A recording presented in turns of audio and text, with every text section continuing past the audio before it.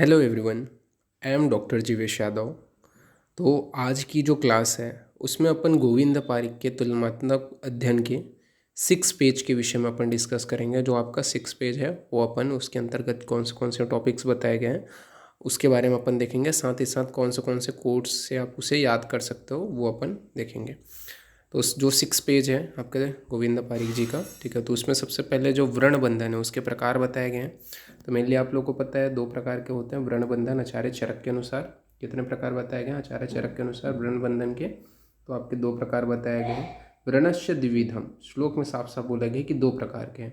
शस्त्र व्रणा, सत्य दक्षिणा, ठीक है, शव्य दक्षिणा, ठीक है, यानी कि दक्षिणवर्त और वामवर्त, ये 2 प्रकार के आपके बताए गए हैं व्रण बंधन, ठीक है। तो दक्षिणावर्त और वामवर्त, ये मेरे 2 प्रकार के आपके व्रण बंधन के टाइप्स बताए गए हैं, तो इसको आपको याद रखना है। देन आगे बढ़ते हैं अपन लोग। तो यहाँ पे आपके जो व्रण बंधन के हैं उसके टाइप्स के विषय में अगर बात करें तो आचार्य जो सुश्रुत जी हैं उन्होंने क्या है चतुर्दशा, ठीक है, यानी कि 14 प्रकार के आपके बताए हैं, ठीक है। चतुर्दशा बंधन विशेषा, ठीक है। आचार्य जो सुश्रुत हैं उन्होंने सूत्र स्थान में आपका बताया कि 14 प्रकार के आपके क्या है व्रण बंधन होते हैं। 14 प्रकार के व्रण बंधन के विषय में आचार्य सुश्रुत ने बताया है। वांग भट्ट के विषय में बात करें तो वांग भट्ट जी ने मेनली 15 बताया है, ठीक है। तो आचार्य जो वांग भट्ट जी हैं उन्होंने 15 प्रकार बताए हैं। जो व्रण बंधन है उसके टाइप 15 प्रकार बताए हैं। इसके अलावा उत्संग बाहु मतलब भंग बाहु, जो उत्संग जो होता है, ठीक, उत्संग जो होता है उसे भंग बाहु में बांधते हैं, ये मिले आपके वांग भट्ट जी बोलते हैं, ठीक है। ये आप लोगों को कोटेशन मिल जाएगा अष्टांग हृदय सूत्र स्थान 29/59, ठीक है। इसका कोटेशन आपको देखने को मिल जाएगा। तो ये यहाँ पे आपके व्रण बंधन के टाइप्स हमने डिफरेंट आचार्यों के अनुसार देख लिया, ठीक है। आचार्य चरक के अनुसार कितने बताए गए हैं? 2 प्रकार बताए गए हैं। आचार्य सुश्रुत के अनुसार 14 प्रकार। वांग भट्ट जी अपने आप को थोड़ा एक्स्ट्रा बताया है, ठीक है, इस वजह से उन्होंने 15 बोल दिया है, ठीक है। तो ये आप लोग को याद रखना है। देन आगे बढ़ें तो आगे आपका जो है उदावर्त के विषय में बताया गया। तो जो उदावर्त है उसके भेद कितने हैं? तो आचार्य चरक जी बोलते हैं 6 भेद हैं। चरक सूत्र स्थान 19/3 जो आपका श्लोक है कोटेशन नंबर, उसमें आपको देखने को मिल जाएगा कि चरक ने 6 जो है भेद बताए हैं किसके? उदावर्त के। कश्यप भी चरक को फॉलो करते हुए 6 भेद माने हैं, ठीक है। कश्यप ने भी उदावर्त के 6 भेद माने हैं। जबकि जो सुश्रुत हैं उन्होंने 13 भेद बताए हैं, ठीक है। उन्होंने एक्स्ट्रा एक ऐड किया हुआ है, उन्होंने बोला है कि अपथ्य निमित्तजा, ठीक है, ये मैंने बताया है। तो ये आपका सुश्रुत का याद रखना। इसके बाद में बात करते हैं जो भेल है। तो भेल ने टोटल 4 माना है, ठीक है। उदावर्त के भेद कितना बताया है? आचार्य जो भेल है वो आपके 4 मानते हैं, ठीक है। तो ये आप लोगों को थोड़ा याद रखना है कि कितना कितना जो है आचार्यों ने माना है उदावर्त के भेद। अब मेन अपन चीज़ के ऊपर आते हैं, तो वो है आपका अश्मरी। तो देखो अश्मरी के जो भेद है उसका प्रॉपर ऐसा वर्णन नहीं किया है आचार्य चरक ने, ठीक है। भेद का वर्णन नहीं किया, मतलब आप श्लोक है, ठीक है, चरक चिकित्सा 25 का, उसमें उन्होंने नाम का वर्णन किया है, उसके पूर्व लक्षणों के विषय में बताया है। बट ये बोल सकते हैं कि उसका भेद पर्टिकुलरली 5 होता है, 4 होता है, ऐसा करके उन्होंने नहीं बताया। मतलब जैसे श्लोकास में अपन देखते हैं ना, श्लोकास रेफरेंस है, तो श्लोकास में कहीं पे भी उन्होंने 5 है, 4 है, ऐसा करके उन्होंने नहीं बताया। तो ये चीज़ आपको याद रखना है। सुश्रुत ने बकायदा बोला है कि भैया 4 प्रकार का होता है अश्मरी, ठीक है। उन्होंने क्या है सुश्रुत जो आप निदान स्थान जब देखोगे, ठीक है, तो उन्होंने बताया कि जो अश्मरी होता है वो मेनली आपके 4 प्रकार का होता है। ये आपके मेनली सुश्रुत जी मानते हैं।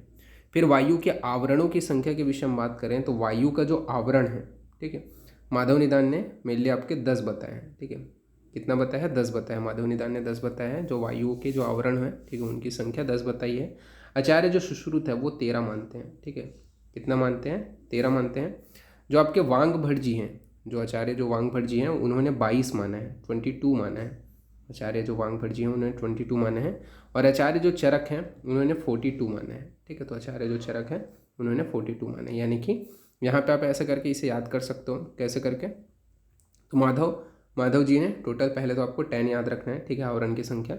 सुश्रुत ने 13 बोला, मतलब उन्होंने 3 ऐड कर दिया है, ठीक है, 3 ऐड कर दिया है। अब इसमें 3 ऐड करने के बाद में मतलब यहाँ पे ये जो 10 है, ठीक है, ऐसा आप समझो, यहाँ पे जो आपका ये 10 है उसमें आपका जो है 3 ऐड करके टोटल 13 माना है आचार्य सुश्रुत ने, क्योंकि माधव से थोड़े ज़्यादा बोलते हैं। फिर उसके बाद में यहाँ पे आप ध्यान दो, ठीक है, यहाँ पे आपका जो है 3 ऐड कर दिए तो 13 हो गया, ठीक है। उसके बाद में वांग भट्ट जी ने टोटल 22 बताया। तो 22 को आपको याद कैसे करना है? तो 22 को याद करने के लिए आपको बिल्कुल एकदम सिंपल से आपको याद करना है, ठीक है, कि जैसे कि आपके यहाँ पे 13 है, ठीक है, तो यहाँ पे आपका 13 है, तो 13 में से आप जब इसको 1 +3 करोगे तो कितना हो जाएगा, टोटल आपका 4 हो जाएगा। और 4 को हम लोग और कैसे लिख सकते हैं, तो 2 और 2 ऐसे करके अपन लिख सकते हैं, ठीक है। तो ऐसा आप याद कर सकते हो, ठीक है। बस मैं अपना जो टेक्निक है वो बता रहा हूँ। तो 13 का अपन और कैसे, 13 मतलब जो है, ठीक है, तो 1 + 3 करेंगे तो 4 हो जाएगा। और 4 को अपन और कैसे लिख सकते हैं, 2 पर 2 और 2 लिख सकते हैं, ठीक है। यहाँ पे आपका 22, ठीक है, तो 22। अब 22 में आप 20 ऐड कर दोगे, 22 में क्या है, जब 20 ऐड कर दोगे तो 42 हो जाएगा, ठीक है। तो 42 आपके क्या है, आचार्य चरक मान है।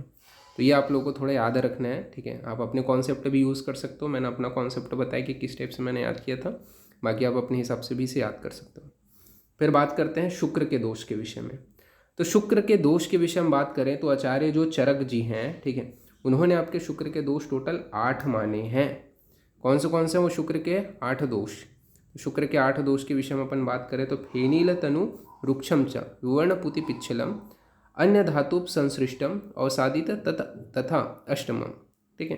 ये शुक्र के टोटल 8 दोषों के विषय में आपका बताया गया है। कि क्या बोला गया है, शुक्र के 8 दोष कौन से है, चरक चिकित्सा 13 का ये श्लोक है कि फेनील तनु रुक्षम च विवर्णपुति पिच्छलम अन्य धातुप संसृष्टम अवसादित तथा अष्टमम, ठीक है। ये आपके मेनली 8 दोषों का अष्टमम, 8 दोष प्रॉपर उन्होंने बताया है। तो ये आप लोग को याद रखना है। फिर बात करते हैं जो आपके जो सुश्रुत जी हैं, ठीक है। तो सुश्रुत जी ने क्या बोला है, तो सुश्रुत जी बोलते हैं कि जो आपके शुक्र होते हैं, ठीक है, उसके टोटल 11 दोष हैं। सुश्रुत जी क्या बोलते हैं, टोटल 11 दोषों के विषय में बताया है। तो उन्होंने श्लोक यहाँ पे बोला है, श्लोक में आपका बोल दिया है, क्या बोला है उन्होंने श्लोक में, तो श्लोक में साफ साफ उन्होंने बोला है कि आपका यहाँ पे श्लोक में कि वात पित्त श्लेष्म शोणित, वात पित्त श्लेष्म शोणित कुणब ग्रंथि ग्रंथि पुतिपूय क्षीणमूत्र पुरुष रेतसा प्रजो उत्पादन समर्थ भवती, ठीक है। तो यहाँ पे आपका वात पित्त श्लेष्म शोणित कुणब गंधि ग्रंथि पुतिपूय क्षीणमूत्र पूरित रेतसा प्रजो उत्पादन समर्थ भवती, ये टोटल जो है आपके, ये श्लोक कोटेशन ही याद रखो, ठीक है। कोटेशन ही इसका चरक का भी और सुश्रुत का जो शुक्र दोष है उसका याद रखना जरूरी है, ठीक है। तो उन्होंने जो आपके साध्य हैं, तो स्टार्टिंग के जो 4 बताए गए हैं, वातज पित्तज श्लेष्मज और शोणित जो होते हैं वो आपके साध्य होते हैं, ये मेनली बताया है। फिर आपका जो कष्ट साध्य है उसके अंतर्गत कुणब ग्रंथि ग्रंथि पुति पूय आ जाता है। और ये जो मूत्र पुरुष रेतसा जो होता है वो आपका क्या है, असाध्य के अंतर्गत आता है, ठीक है। ये किसने माना है, तो आचार्य सुश्रुत ने बोला है, ठीक है। कौन से साध्य हैं, कौन से असाध्य हैं, इसको याद रखना है। साध्य स्टार्टिंग के जो 1 2 सज हैं, ठीक है। कष्ट साध्य जो ग्रंथि गुणब ग्रंथि ग्रंथि पुति पूय क्षीण, ठीक है। इसके अलावा मूत्र पुरुष रेतसा जो है साध्य के अंतर्गत आता है, ठीक है। पुरुष रेतसा असाध्य के अंतर्गत आता है, ये क्या आपको याद रखना है। देन आगे बढ़ें तो आर्तव के दोष बताए गए हैं। आर्तव के दोष के विषय में बात करें तो आचार्य जो चरक हैं उन्होंने 8 दोष को माना है। आचार्य जो चरक हैं वो 8 दोष मानते हैं। आचार्य जो सुश्रुत जी हैं उन्होंने 11 दोषों का वर्णन किया है। जैसे आपके चरक ने शुक्र के 8 दोष माने हैं, ठीक है। तो ऐसे याद कर सकते हो, शुक्र के भी 8 दोष माने हैं और आर्तव के भी 8 दोष माने हैं। सुश्रुत ने 11 दोष माने हैं, तो जो शुक्र है उसके भी 11 दोष माने हैं, आर्तव के भी 11 दोष माने हैं, ठीक है। रेफरेंस मिल जाएगा। साध्य के विषय में बात करें तो ये जो 4 हैं, वातज पित्तज कफज और रक्तज, ये क्या है आपके साध्य की श्रेणी में आते हैं, ठीक है। वातज पित्तज कफज और रक्तज वो साध्य की श्रेणी में आते हैं। असाध्य की श्रेणी के विषय में बात करें तो असाध्य के अंतर्गत आपका कुणप हो गया, क्षीण हो गया, ग्रंथि पुतिपूय, ठीक है, मूत्र पुरुष युक्त जो होते हैं वो क्या आपका असाध्य की श्रेणी में आते हैं। ये 7 जो है असाध्य है। तो मेनली आपके स्टार्टिंग के 1 2 सज वाले हैं वो साध्य हैं, बाकी 7 बच गए वो असाध्य हैं। ये आपके आर्तव के दोष में बताया गया, तो ये भी आप लोग को याद रखना है। देन आगे अपन बढ़ते हैं तो अपन जो है नेक्स्ट टॉपिक के ऊपर बात करते हैं, वो है आपका औषध सेवन काल। वेरी मोस्ट इंपॉर्टेंट टॉपिक है, कई बार एग्जाम में क्वेश्चन में आए हैं। तो औषध सेवन काल, औषध सेवन काल के कितना बताया है सारंगधर ने, तो टोटल 5 माना है, ठीक है। अब इसको कैसे करके याद करोगे, तो एस, सारंगधर एस डिनोट करता है, ठीक है। एस कैसे दिखाई दे रहा है, 5 के समान दिखाई दे रहा है, तो 5, ठीक है। तो औषध सेवन काल कितना माना है, 5, ठीक है। एस सारंगधर एस, ठीक है। एस इंग्लिश में एस से डिनोट करोगे और एस किसके टाइप है, 5 के टाइप। तो इस टाइप से आपको ये 5 हो गया। फिर बात करते हैं चरक, सुश्रुत और कश्यप, ठीक है। इन्होंने टोटल 10 माना है। आचार्य जो चरक हैं, सुश्रुत हैं और कश्यप हैं, उन्होंने कितना बोले हैं, औषध सेवन काल टोटल 10 बताए हैं। जबकि जो अष्टांग हृदय है, सॉरी अष्टांग संग्रह है, तो अष्टांग संग्रह ने टोटल 11 माना है, उन्होंने 10 को तो इंक्लूड किया है, साथ ही साथ एक एक्स्ट्रा बता दिए हैं आपके वांगभट जी है, उन्होंने निशा जो रात्रि होता है, निशा होता है, उसको ऐड किया। तो ये चीज़ को याद रखना, ठीक है, जो आपका निशा है उसको ऐड किया है, ठीक है, तो ये आप लोग को याद रखना है। फिर उसके बाद में अपन आगे बढ़ते हैं। तो ये औषध सेवन काल का अलग अलग आचार्यों के अनुसार आप लोग को याद हो गया होगा, ठीक है। जैसे कि ये सारंगधर ने 5 माना है, तो 5 का जस्ट डबल आचार्य जो चरक हैं, सुश्रुत और कश्यप बोलते हैं हम तो भाई तुमसे ज़्यादा ही बताएंगे, ठीक है, तो जस्ट उसका डबल बताया, 10 बताया, ठीक है। और अष्टांग संग्रह बोलता है भाई मैं तो एक और एक्स्ट्रा बताऊंगा, तो निशी, ठीक है, तो ये आप थोड़ा आप याद कर सकते हो ये पूरा औषध सेवन काल। देन अपन आगे बढ़ते हैं। तो यहाँ पे आपका जो है मनुष्य का जो शरीर का जो प्रमाण है वो अपन बात करते हैं। तो मनुष्य के शरीर के प्रमाण के विषय में बात करें तो जो चरक है, चरक ने जो प्रमाण बताया है वो बोले हैं केवल शरीर अंगुल पर्वणी चतुर्शिति, ठीक है, चतुर्शिति यानी कि यहाँ पे आपका बोला गया है कि 84 अंगुल परवाणी ये मिल याद रखना। चरक ने कहा अंगुल पर्व में बताया है, तो कितना 84 अंगुल बताया है शरीर का प्रमाण।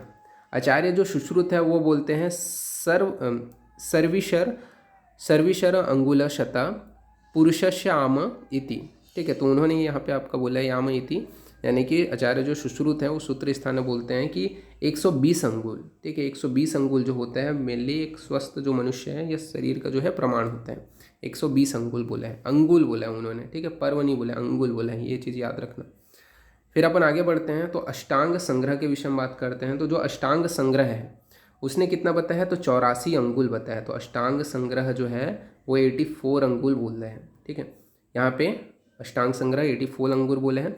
अष्टांग जो हृदय है उसने बोले हैं स्वम हस्तत्रय अर्थात वपु पात्रम सुखायुषु, ठीक है, मतलब जो सुख आयु वाला जो होता है उस व्यक्ति का जो प्रमाण है वो खुद के हाथ का स्व के हाथ का त्रय मतलब जो आपका 3, ठीक है, अर्ध यानी कि आधा यानी कि 3.5 स्वहस्त, ठीक है। अष्टांग हृदय बोलता है कि आपका जो अगर शरीर का जो प्रमाण है स्वस्थ मनुष्य का वो 3.5 स्वहस्त होगा, ठीक है, उसके स्वयं के हाथ का 3.5 स्वहस्त होगा, ये आप लोग को बोला गया है।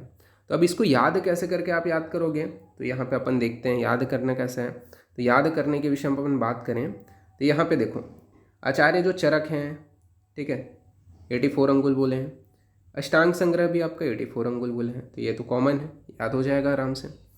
अब यहाँ पे आपका बात करते हैं तो आपका 120 अंगुल बोला गया है, तो 120 अंगुल, ठीक है, तो 120 अंगुल आपको याद रखना पड़ेगा, 120 अंगुल जो है वो याद रखना पड़ेगा। और ये वाला श्लोकास भी आपको थोड़ा याद रखना पड़ेगा, कभी कभार श्लोकास से ही क्वेश्चन उठा देते हैं, ठीक है, ये प्रमाण किसने माना है, तो सुश्रुत ने माना है, ठीक है, तो इसका मैं यही रिफर करूँगा कि आप श्लोकास को याद रखना, एक एक लाइन का श्लोकास है, ठीक है, आप याद रखना, तो आप लोग को ज़्यादा बेनिफिशियल रहेगा, ठीक है। फिर बात करते हैं क्षौम कर्म के विषय में क्या बोला गया है। तो क्षौम कर्म मतलब वही है कि अपन जब क्या करते हैं जो आपके नख वगैरह है, ठीक है, या फिर कितने दिनों में काटना चाहिए, ठीक है, जो आपके बड़े हुए जो भाग हैं, ठीक है, तो उनको कब काटना चाहिए, तो वो क्षौम कर्म के अंतर्गत आ जाता है। तो यहाँ पे श्लोक बोला गया है, क्या श्लोक बोला गया है, तो यहाँ पे बोला गया पौष्टिकम वृषम आयुषम सूचि रूप विकारजनम केश श्रमसु नखादीनम कल्पम सप्रसादनम, ठीक है, ये आचार्य जो है चरक जो है सूत्र स्थान बोलते हैं। त्रिपक्षे केश श्रमसु लोम नखा सहाय रे, अर्थात यहाँ पे बोला गया है कि पक्ष में यानी कि 15 दिन में यानी कि 3 बार जो है बाल को कटवाना चाहिए। तो पक्ष में यानी कि 15 दिन में 3 बार जो है बाल को कटवाना चाहिए। ये किसने बोला है, तो आचार्य जो चरक हैं, सुश्रुत है और वांगभट जी बोलते हैं। यानी कि आप ये याद कर सकते हो CSV जो है मेनली क्या बोलते हैं, 3 है, ठीक है, CSV क्या है, 3 वर्डिंग है, तो 3 बार कटवाने के लिए बोलते हैं पक्ष में, ठीक है।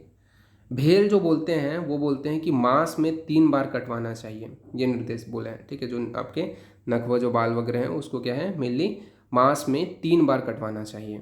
ये किसने बोला है, तो भेल ने बोला है, आचार्य जो भेल है वो बोलते हैं।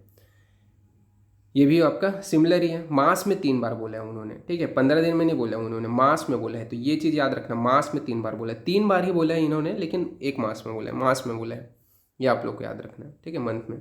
फिर बात करते हैं जो क्षार पाणी जी हैं, तो क्षार पाणी जी बोलते हैं कि 3 मास में एक बार कटवाना चाहिए। ठीक है, ये निर्देश दिया। तो जो छार पाणी जो है वो 3 मास में एक बार जो है बालों को कटवाना चाहिए, ये बोला गया है। ठीक है, तो ये आपका क्या है, मेनली क्षौम कर्म के विषय में बताया गया है।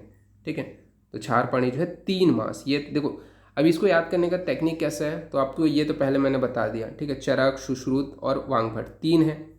ठीक है, तो 3 है, तो 15 दिन में 3 बार काटना है। ठीक है, सभी ने 3 ही तीर मतलब 3 बार ही, मतलब वही है कि यहाँ पे आपका ये इन्होंने बोल दिया।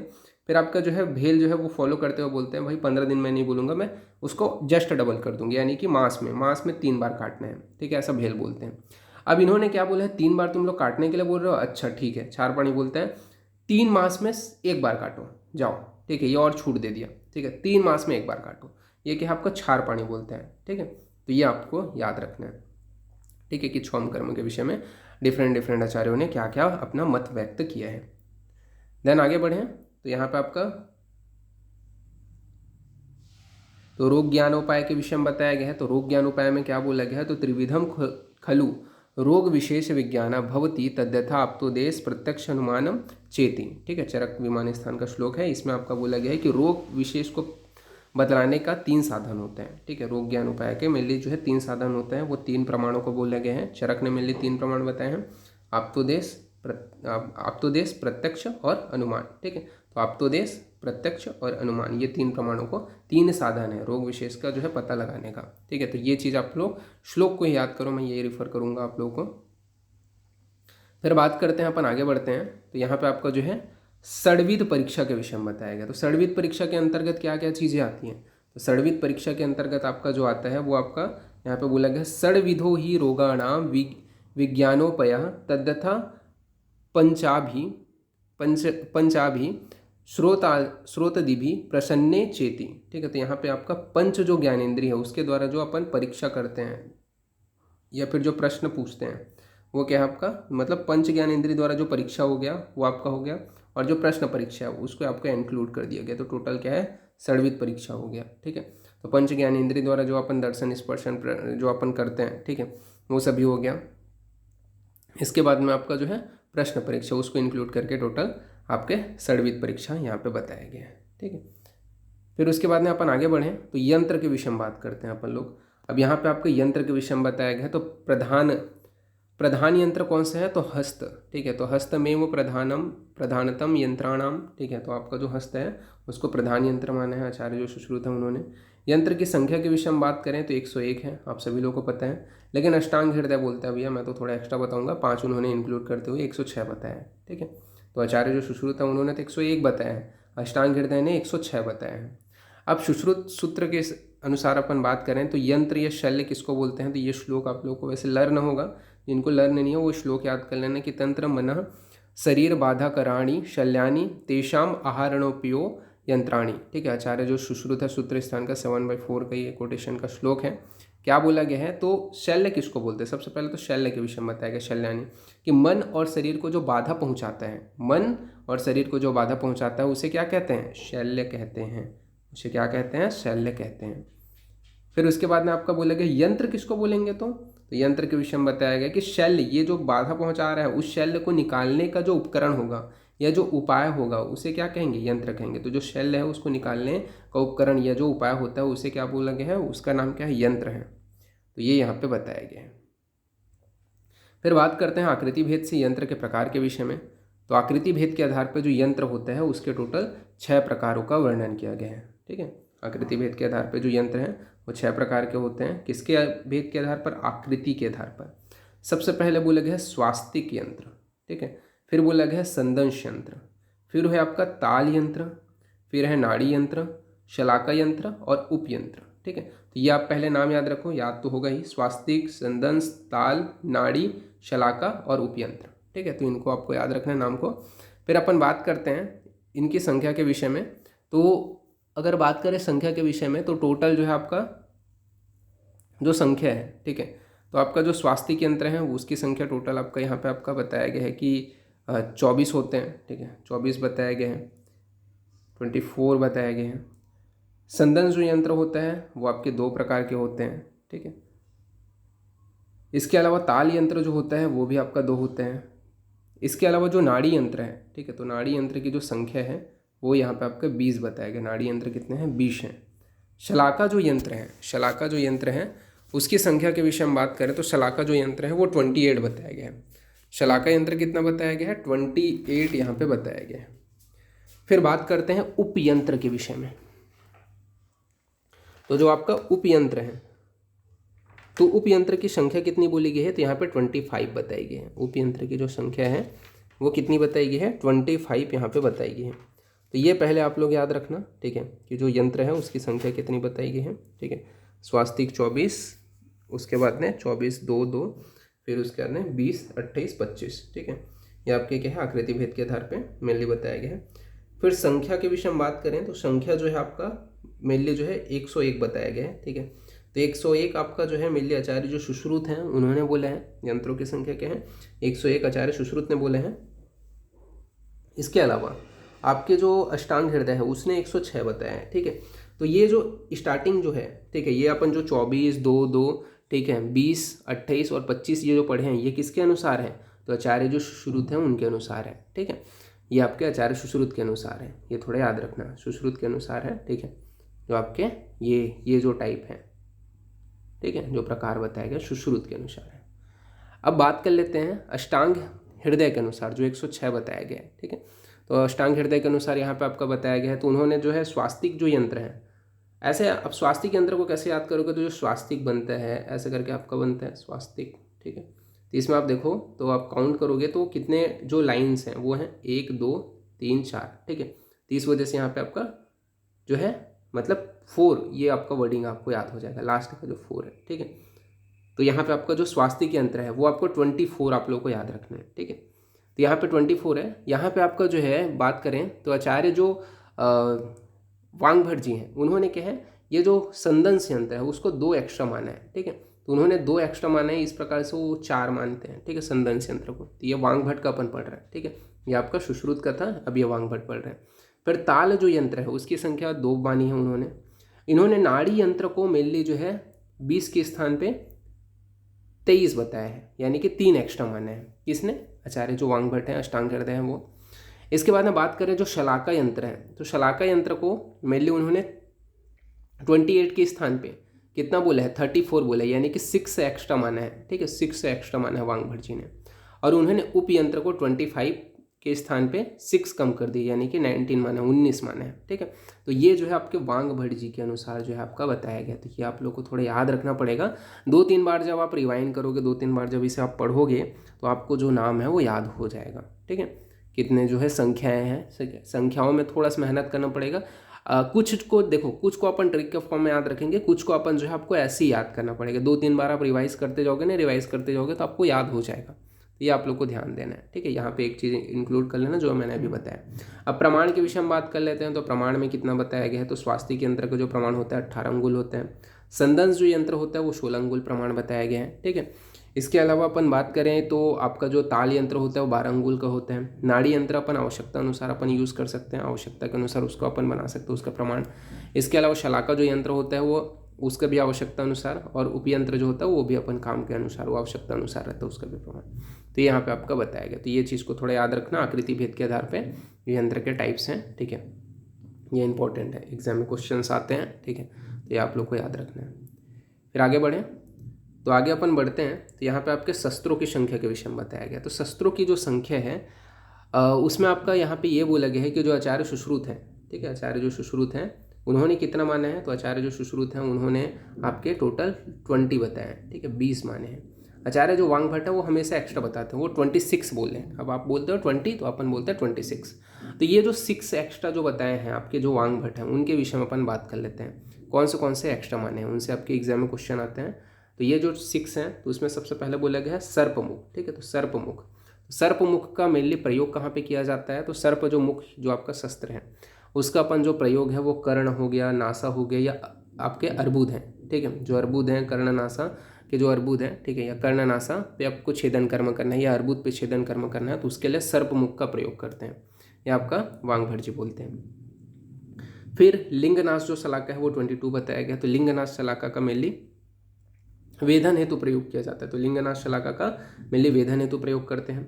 जो कूर्च है, तो कूर्च का मेनली जो प्रयोग है नीलिका, व्यंग, केश को उखाड़ने तथा कुट्टन कार्य के लिए मेनली प्रयोग किया जाता है। तो जो आपका कूर्च है उसका नीलिका, व्यंग, केश को उखाड़ने व कुट्टन कार्य के लिए प्रयोग किया जाता है। जो खज होता है, तो खज का मेनली जो प्रयोग है, ठीक है, उसके विषय में बताया गया है कि 8 कांटों से बनी तथा हाथों से यहाँ पे मत कर नासिका से विस्त्रावण, मतलब विस्त्रावण के द्वारा जो रक्त है उसको निकालने के लिए अपन खज का प्रयोग करते हैं। तो 8 कांटों से बनी हुई रहती है जो आपका खज है, वो हाथों से मत करके जो नासिका में जो अशुद्ध रक्त है उसको बाहर निकालने के लिए, विस्त्रावण के लिए मेनली खज का प्रयोग किया जाता है।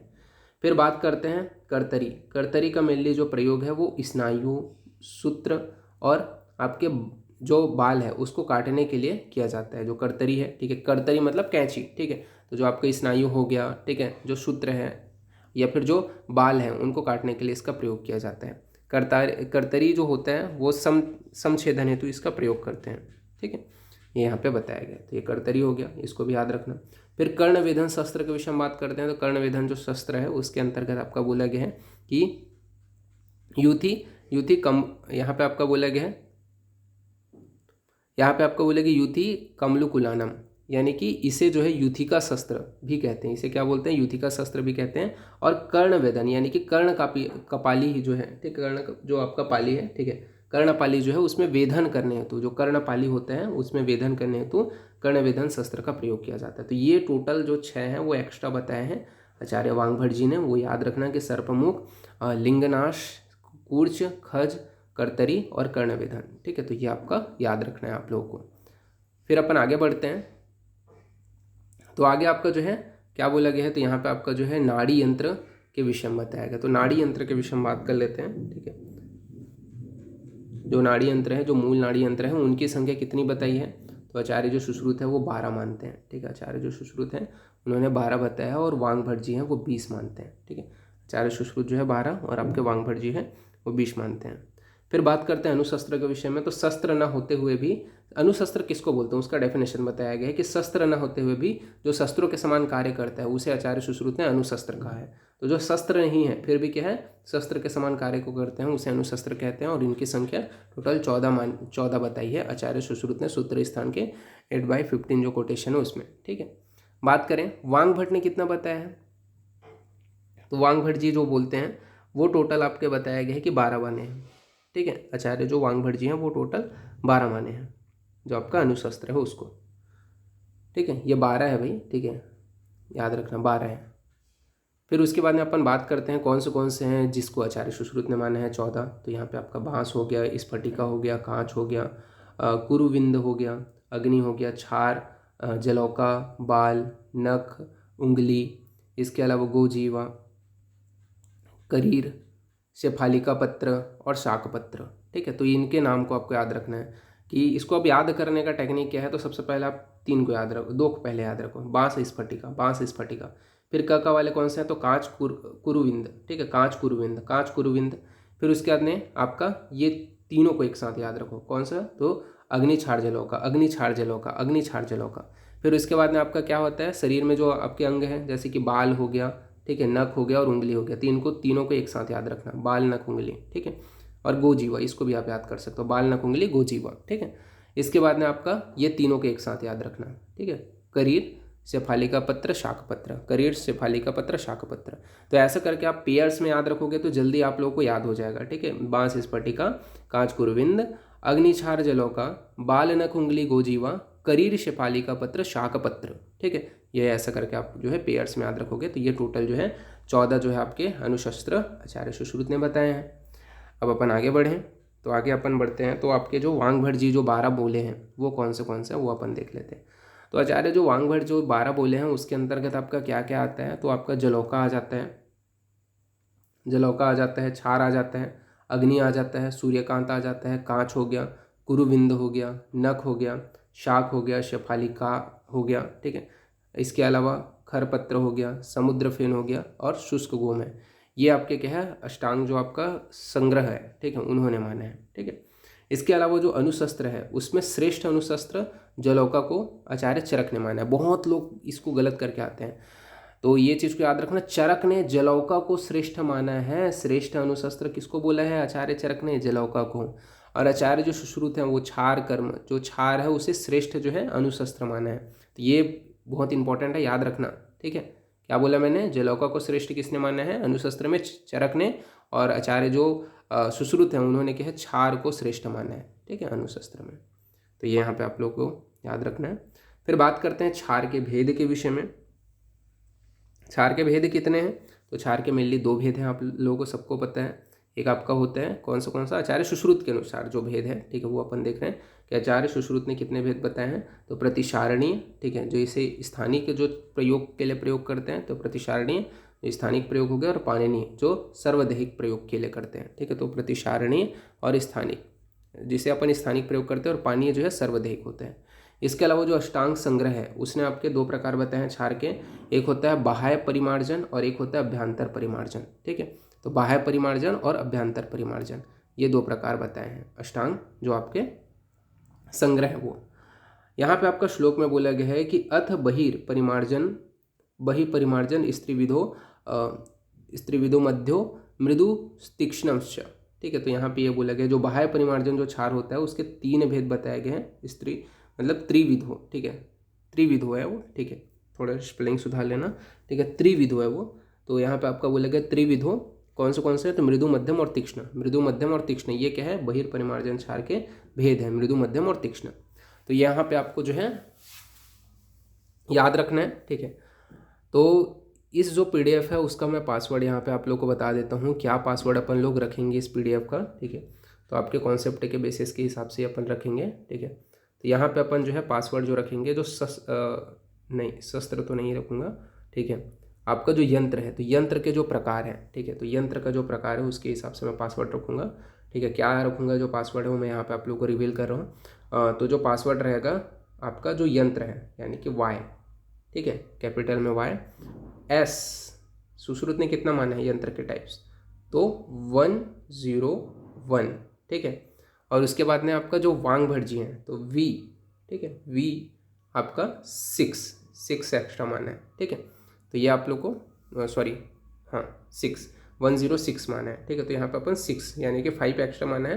तो ये आप लोग को याद रखने के लिए, जो लास्ट वर्डिंग है वो याद रखने के लिए ये पासवर्ड रहेगा।